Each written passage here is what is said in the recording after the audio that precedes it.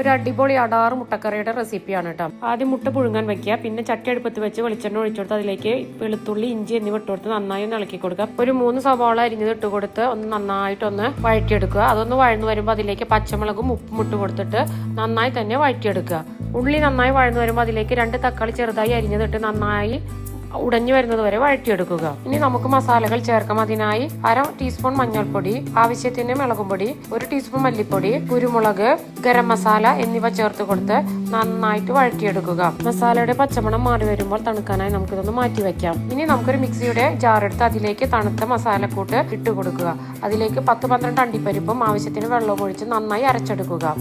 ചട്ടി അടുപ്പത്ത് വെച്ച് ചൂടായി വരുമ്പോൾ വെളിച്ചെണ്ണ ഒഴിച്ചു കൊടുത്ത് അതിലേക്ക് ചെറിയ ഉള്ളി അരിഞ്ഞതിട്ട് കൊടുത്ത് കുറച്ച് കറിവേപ്പിലയും ഇട്ട് കൊടുത്ത് ഒന്ന് മൂപ്പിച്ചെടുക്കുക. ഇനി അതിലേക്ക് അരച്ചത് ഒഴിച്ചു കൊടുത്ത് ആവശ്യത്തിന് വെള്ളം ഒഴിച്ച് നന്നായിട്ടൊന്ന് തിളപ്പിച്ചെടുക്കാം. ഒന്ന് തിളച്ചു വരുമ്പോൾ കട്ടിയുള്ള തേങ്ങാപ്പാൽ ഒഴിച്ചു കൊടുത്ത് ഇളക്കുക. ഇനി അതിലേക്ക് നമുക്ക് മുട്ട ഇട്ട് കൊടുത്ത് ഒന്ന് തിളപ്പിച്ചെടുക്കാം. അങ്ങനെ നമ്മുടെ ടേസ്റ്റിയായ മുട്ടക്കറി ഇവിടെ റെഡി ആയിട്ടുണ്ട്.